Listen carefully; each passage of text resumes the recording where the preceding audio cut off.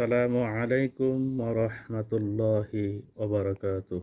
সম্মানিত ফেসবুক বন্ধুরা, আপনাদের জন্য নতুন করে নিয়ে আসলাম হানি নাট।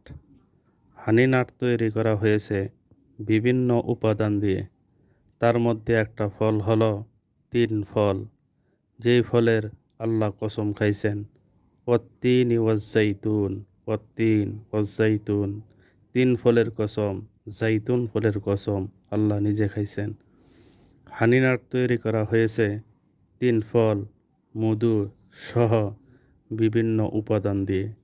হানি নাট খান, সুস্থ থাকুন, শরীরে শক্তি বাড়ান। নিতে চাইলে স্ক্রিনে দেওয়া নম্বরে যোগাযোগ করুন।